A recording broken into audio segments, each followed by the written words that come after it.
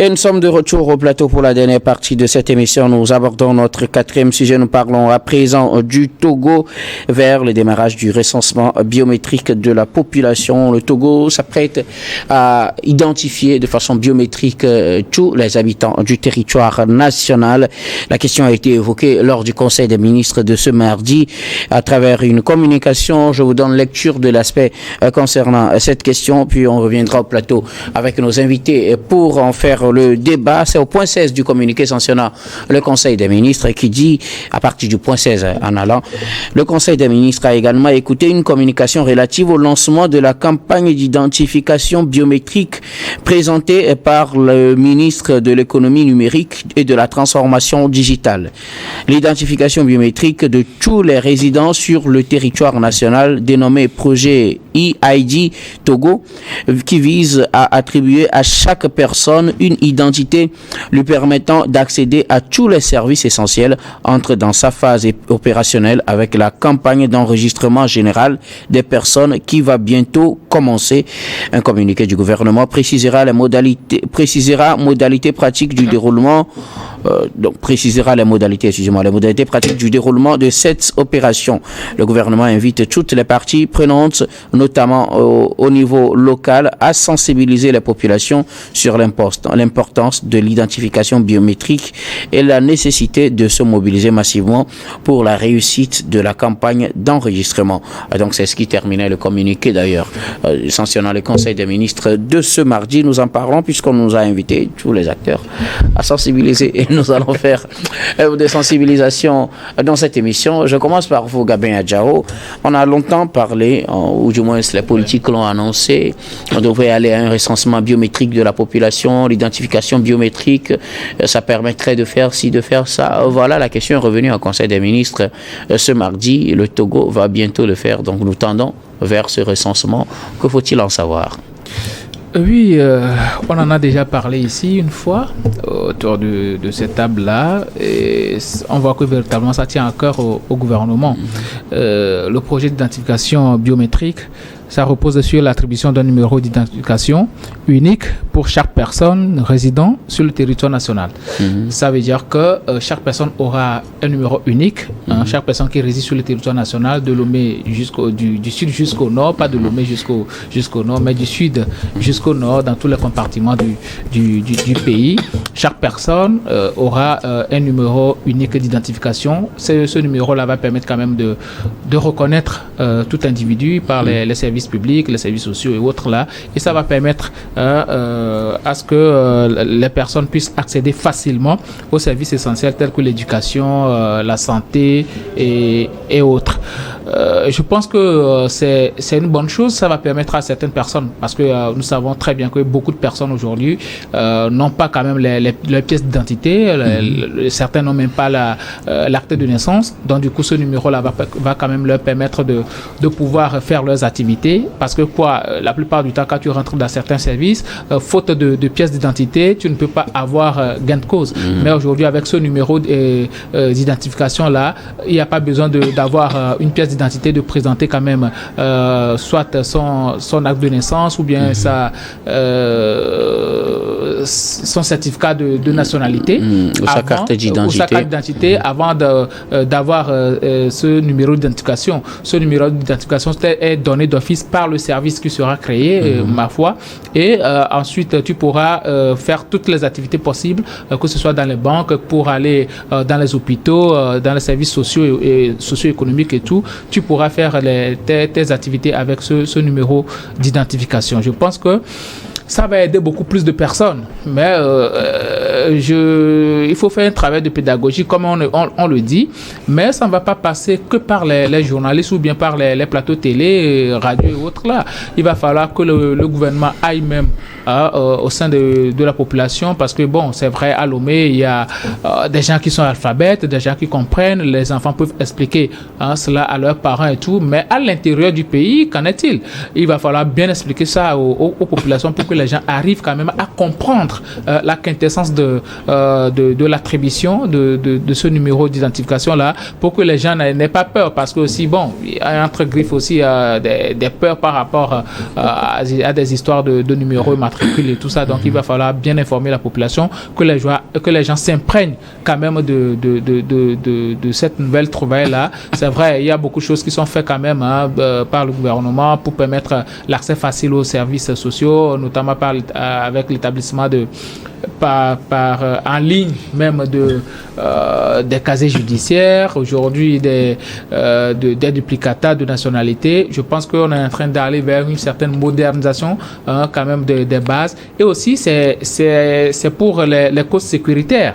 Parce qu'aujourd'hui, nous sommes à l'ère du terrorisme, donc du coup, il va falloir bien identifier chaque personne qui rentre dans le pays. Quand on sait très bien que les Togolais ont un numéro d'identification allant de 0 jusqu'à 1 million, bien à 6 millions, bien à 8 millions, et que d'autres personnes, ceux-là qui sont des étrangers dans le pays, ou bien des corps étrangers qui peuvent venir faire des dégâts, on peut facilement les identifier, parce que eux, ils ne disposent pas de numéro d'identification. Donc ça va permettre au gouvernement d'asseoir une base sécuritaire assez solide pour pouvoir identifier les Togolais qui sont dans le pays, et aussi ceux-là qui rentrent dans le pays. Donc pour moi, je pense que certes c'est une très bonne chose, mais il faut prendre toutes les mesures pour que les populations soient bien informées, s'imprégner de ces réalités-là, parce que lors des derniers recensements général de la population et de l'habitat, il y avait des gens qui avaient refusé de se faire recenser. Certaines personnes refusent même de donner leur nom, de se faire recenser par les agents de recensement. Donc aujourd'hui, il va falloir bien informer la population à Lomé, à l'intérieur du pays et un peu partout ailleurs au Togo, pour que les gens comprennent véritablement ce que le gouvernement veut faire, ce que le gouvernement attend de nous et à quoi ça va pouvoir servir. Alors, Robert Kosiga, côté identification biométrique des Togolais, ce sera bientôt, selon ce communiqué du Conseil des ministres.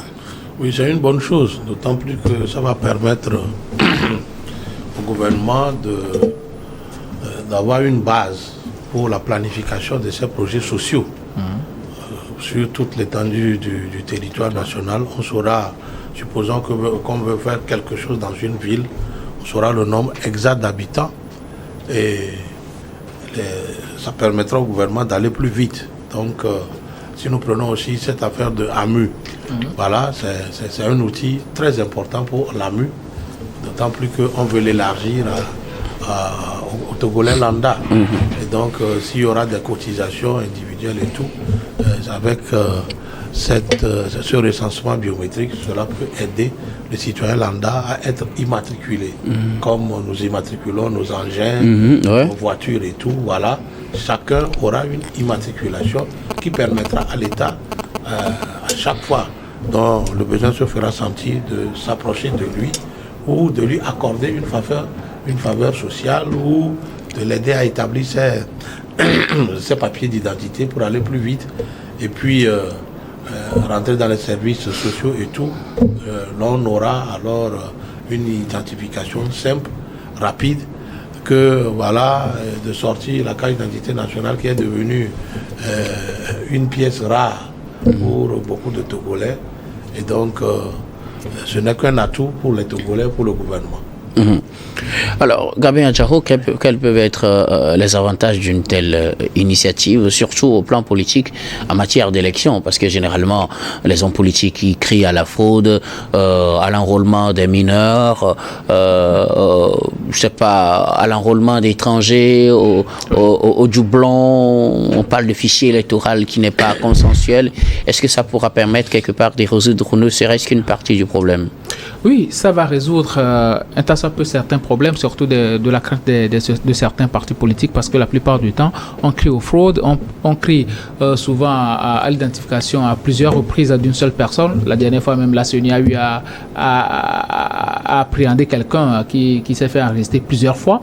Donc ça peut régler ce problème-là, parce que tu auras juste un seul numéro d'identification, et le fait de se faire recenser quelque part ne te permet plus de te faire recenser ailleurs. électeurs. Et ce ne sera plus les CELI qui vont délivrer quand même les numéros d'identification, mais ce numéro-là, tu le portes avec toi et ça sera inscrit sur ta carte d'électeur. Donc, je pense que ça va régler beaucoup de problèmes.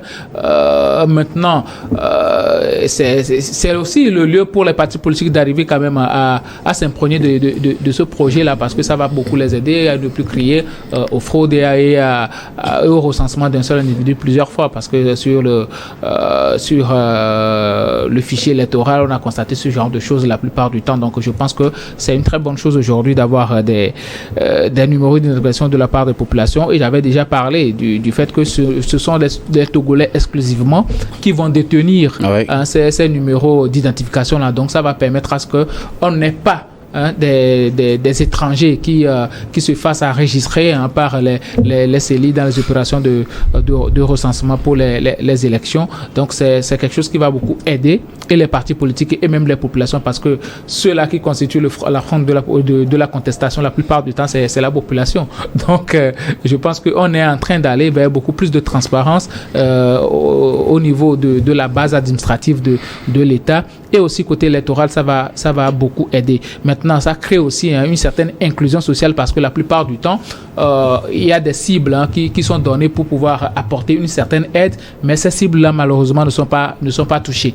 Donc, aujourd'hui, avec l'identification, avec les numéros d'identification biométrique, ça va permettre d'identifier les gens beaucoup plus, et surtout d'arriver à atteindre les cibles-là à qui les aides sont déterminées, pour que, bon, il n'y ait pas des détournements d'objectifs, et surtout de détournements de cibles. Donc, je pense que c'est une bonne chose qui va aider la population. Maintenant, je vais toujours insister sur l'information, parce qu'il ne suffit pas de pondre des communiqués, mais aussi d'aller expliquer à la population, discuter avec eux sur une longue période. Il ne faut pas patauger dans cette histoire-là. Il ne faut pas faire les choses d'une certaine manière rapido, comme on le dit, mais aller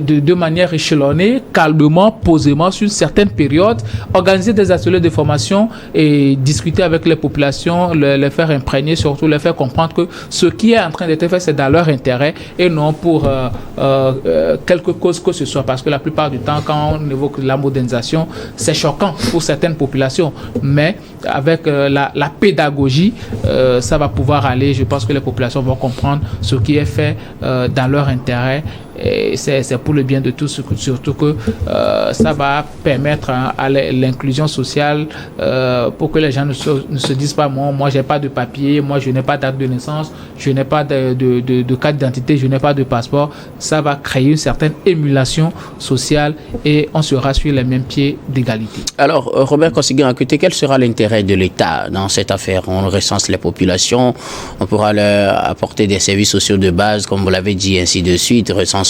Bon, mais finalement, pour l'État, qu'est-ce qu'il gagne? L'État va maîtriser à temps réel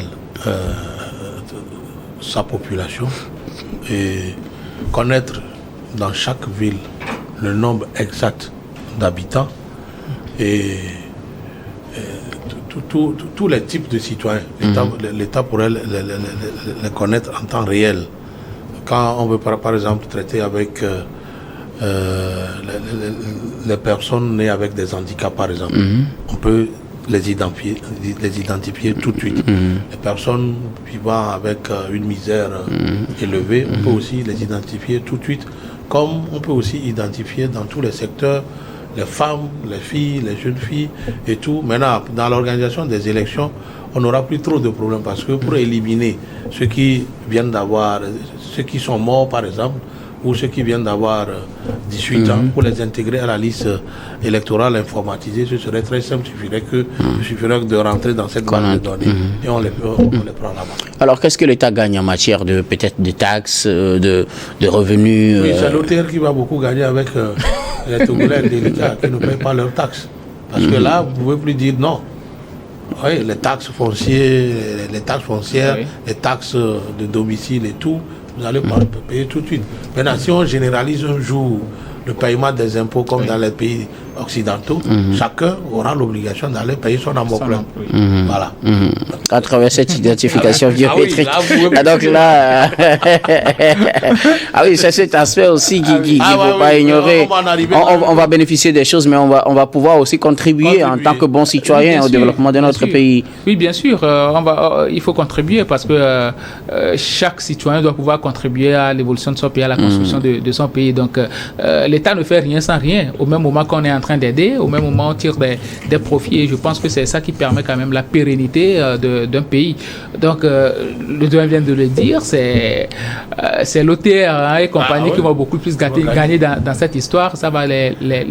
Les banques, oui, parce que voilà, parce que la plupart du temps aujourd'hui en matière de paiement de taxes, il y a des gens qui dissimulent quand même leurs biens. Il y a des gens qui ne permettent pas qu'on sache que bon voilà, j'ai un immeuble ici, j'ai des terrains quelque part, cette activité là ça m'appartient et tout. Donc ils dissimulent leurs biens. Ça va permettre quand même à l'OTR de pouvoir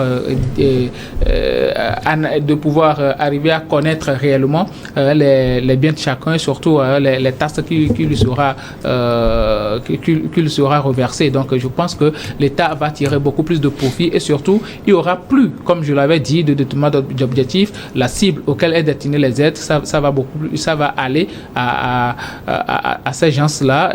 Nous savons qu'avec les histoires de filets sociaux et tout ça, on peut dire que bon, parfois certains n'ont réellement pas besoin de ces aides-là, mais quand même ils arrivent à en avoir. Donc il va falloir bien situer les objectifs, situer les cibles qui sont destinées à avoir les aides de la part de l'État. Et peut-être que bientôt on aura les RMI, RSA aussi au Togo. Donc il va falloir bien identifier les personnes et à qui cette aide-là doit véritablement aller. Donc ça va beaucoup plus aider l'État, ça va aider aussi les populations parce qu'il y a tellement de choses qui vont rentrer en ordre. Parce que pour le moment, on peut dire que bon, il y a un peu de dichotomie, de la bouillabaisse, même si l'État est en train de s'efforcer. Mais avec cette identification-là, on aura beaucoup plus de clarté dans la gestion des affaires de la cité.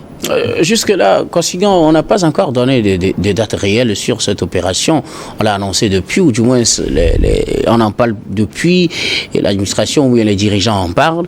Mais là aussi, en Conseil des ministres, on a évoqué la question sans nous donner de date. Est-ce qu'il faut espérer que ce soit fait très rapidement ou il va falloir encore attendre un peu selon votre point de vue, puisque je sais que vous n'êtes pas membre du gouvernement? Seul le gouvernement, c'est quand est-ce qu'il faut commencer, parce qu'il faut aussi mobiliser les moyens par rapport à ça, la formation des acteurs qui seront sur le terrain et tout. Maintenant, ça peut aussi aider à clarifier un tant soit peu les dossiers des fonciers. Voilà. Oui. Cette histoire de double, triple vente, cette histoire de propriétaire et tout, ça peut aussi aider à le faire. Et puis même aider le ministère de l'administration territoriale dans la généalogie des familles. Le choix des chefs traditionnels qui posent un énorme problème. Voilà. Vous savez, c'est des choses qui peuvent aussi aider l'État à aller plus vite, connaître qui est enfant de tel, qui est enfant de tel, qui est enfant de... Voilà. Puisque parfois dans certains milieux, ce n'est pas tout le monde qui a une pièce d'identité. Voilà. Il se peut que celui qui sera le chef, il n'a pas de pièce d'identité. Dans nos villages aujourd'hui, l'histoire de chef, c'est devenu un gros problème. Parce que d'autres disent que la chefferie, c'était à nous. Et ceux-là, ce sont nos cousins, ils ne portaient pas ce nom avant. Ce sont des étrangers qui ils étaient des métayers de nos parents. Voilà. Donc, rapidement, quand on rentre dans la base de données, on saura qui est qui, et pour aller plus vite dans le choix du chef. Puisqu'il y a des chefs aujourd'hui, pour leur donner, comment on l'appelle, l'arrêté, c'est tout un problème. Parfois, c'est toute une bataille. Donc, moi, j'ai dit, ça peut aussi aider l'administration territoriale à savoir à qui confier alors la chefferie traditionnelle. Maintenant, au niveau de la justice, ça peut aider à connaître qui est le vrai propriétaire du terrain, pour que voilà, il n'y ait plus toutes ces histoires de triple vente, 4 ventes et tout, pour que voilà, le foncier soit sécurisé au Togo. Ça peut aussi aider dans ça. Ça peut même aider dans les affaires de succession. Parce que parfois on dit, ça, ce n'est pas l'enfant de papa, d'autres disent, c'est à la mort de papa que l'enfant est venu. Il suffirait qu'on rentre dans ça, on règle le problème rapidement, selon moi. En tout cas, Il y a des avantages. il y a plusieurs avantages. Autant commencer peut-être que demain déjà ce recensement. Oui, comme je le disais, il n'y a pas encore de date. Le gouvernement n'a pas communiqué sur la période à laquelle l'événement va commencer ou bien ce recensement va débuter. Oui, pour le moment, il n'y a pas de date, il n'y a pas encore de période qui soit fixée, mais je pense que bon, nul n'est dans le secret d'adieu, mais je pense que tel que c'est annoncé, bientôt on aura quand même une date par rapport à ce recensement. On a fini le recensement général des populations et des habitats il n'y a pas très longtemps, donc ça, c'est... Il y a aussi un recensement pour les entreprises et un recensement biométrique après. C'est beaucoup de dépenses. On vient de voter le budget aussi. On n'a pas vu, on vient d'adopter le budget, on n'a pas encore voté le budget, mais... On l'a adopté, le projet en Conseil des ministres. De loi de finances, on l'a adopté au Conseil des ministres, on n'a pas encore voté. Donc du coup, bon, pour le moment, moi, je n'ai pas encore la loi de finances devant moi pour savoir les rubriques qui sont concernées, pour voir s'il y a cet aspect-là une ligne qui a été dégagée pour cet aspect-là. Donc on attend toujours le gouvernement pour voir pendant quelle période on aura le début de ce recensement-là. Nous, quand ils vont décider, bon, on va toujours accompagner le gouvernement communiquant autour de cette histoire-là. Merci beaucoup à vous pour vos contributions. Nous arrivons pratiquement à la fin de ce numéro de Regard Croisé. Mais avant de nous séparer, comme d'habitude, notre dernier tour de table, ce sera pour vos mots de fin sur un sujet de votre choix. Je commence par vous, Robert Kossiga-Akwete. Je voudrais attirer l'attention de nos enfants, de nos jeunes filles, de nos jeunes garçons, que leur avenir ne se trouve pas tout de suite sur les réseaux sociaux. Ceux qui ont inventé les réseaux sociaux l'ont fait pour un but. Ce n'est pas pour, je ne sais pas, les bassesses ou les mœurs légères que les réseaux sociaux ont été créés. C'est peut-être un monde de savoir, où on peut acquérir du savoir autrement, où on peut vendre, voilà. Avec, par exemple, quelqu'un qui maîtrise l'utilisation de TikTok peut se lever un matin, aller dans un magasin, faire une vente en ligne et gagner dignement de l'argent, que de rester sur TikTok et faire voir ses parties intimes ou danser à longueur de genoux, insulter les gens, rentrer dans la vie privée et tout, pour se retrouver enfin à la prison. De grâce, je prie nos enfants, nos soeurs, nos filles et tout, de s'éloigner de tout ce qui a atteinte, qui peut porter atteinte à leur personnalité ou poser des actes sur les réseaux sociaux et qui peuvent les rattraper demain. Je voudrais aussi prier le gouvernement de se rappeler de Clikamé, l'électricité de Clikamé dans le canton de Vaucono. Je profite de cette tribune pour saluer chaleureusement le pasteur Edo Komi, l'ambassadeur des États du Sahel, où il se trouve. Nous le saluons depuis ce plateau. Sans lettre d'accréditation. On attend toujours. Nous saluons le grand frère Tommy. Je pense que ça ne va pas traîner. Les autorités de l'AES vont lui envoyer sa lettre de créance. Ou comment on l'appelle. On va le reconnaître. On va le nommer officiellement. Et puis nous, il va nous apporter sur ce plateau ses lettres de créance. Et puis on pourra. Merci beaucoup à vous, Robert Kossiga-Akwete. Vous êtes analyste politique et président de l'AJD Alliance Jeunesse Développement. Merci d'être passé sur ce plateau. Merci docteur, merci à Niwa TV. Merci beaucoup. À vous. Alors, Gabin Adjaro, vos mots de fin. Oui, docteur, nous avons tous appris la dernière fois le changement de dénomination sociale de Togocom en IAS. Et il y a tout un imbroglio qui entoure cette situation-là parce que moi, personnellement, je n'ai rien compris. J'ai cherché à savoir parce que je me suis dit, bon, il y a des journalistes qui étaient quand même à ce point de presse-là. Peut-être qu'ils vont nous apporter des éléments de réponse. J'ai demandé à des amis journalistes ce que signifie IAS. Il n'y a personne qui a pu me répondre. J'ai lu leurs articles. Il n'y a pas d'explication de IAS là-dessus. J'ai encore demandé pourquoi le changement de dénomination sociale. Il n'y a personne qui m'a répondu. Ça veut dire que vraiment, il y a un flou artistique autour de cette affaire. Et j'ai attendu longtemps le communiqué qui devrait être sorti par le ministère de l'économie numérique et de la transformation du Togo. On ne l'a pas eu aussi, mais normalement, c'est ce ministère-là qui doit communiquer autour de cette affaire à la population togolaise parce que ce sont eux qui représentent la population au sein de cette structure de télécommunication. Donc, pour moi, je suis un peu troublé de ne plus voir le nom de mon Togo dans cette dénomination sociale de Togocom devenu YAS. Quand on a dit YAS, pour une entreprise, quand on change de nom, ce n'est pas anodin. Hein? Oui, ce n'est pas anodin, mais quand je consulte pour le juriste que je suis, quand je consulte le droit commun des sociétés, je ne vois pas les raisons pour lesquelles on peut changer de dénomination sociale comme ça. Parce que pour changer de dénomination sociale, premièrement, il va falloir que, peut-être la société ait des problèmes. Bon, je ne vais pas rentrer trop dans le détail. Puisque ce n'est pas un débat, c'est le mot de fin. Voilà, mais il va falloir que la société ait des problèmes, qu'il y ait une confusion avec la dénomination sociale d'une autre société, que la société veut changer de dénomination sociale par rapport à ses nouvelles activités commerciales et tout. Donc, il y a plusieurs choses qui rentrent en jeu, mais moi, je n'ai pas vu tout ça. Les raisons pour lesquelles cette dénomination sociale-là a été changée. Donc, merci. Je supplie la ministre plutôt de l'économie numérique et de la transformation du Togo de nous donner les raisons de transformation de dénomination sociale de cette histoire-là et surtout aussi de nous expliquer les raisons pour lesquelles on a changé le nom de notre Togocom qui est devenu aujourd'hui YAS. Merci beaucoup à vous, Gabin Adjaro. Vous êtes juriste et directeur d'un cabinet Jurist Consulting. Merci d'être passé sur ce plateau. Merci, docteur. Je rappelle que nous avons abordé cette question lors de Regards croisés de mardi. Et donc, vous pourrez retrouver certains détails. À noter que le groupe Axian Group qui contrôlait plus de 51% ou 51% des parts dans Togocom. Donc, il est l'actionnaire majorité, a décidé tout simplement de prendre ses responsabilités, de changer, d'uniformiser par rapport à sa présence dans les autres pays. Les autres détails, je pense qu'on en parlera après, puisque nous sommes à la fin de ce numéro qui n'est pas consacré à YAS. Nous disons merci à tous les techniciens, à tous ceux qui nous ont accompagnés à préparer et à présenter cette émission.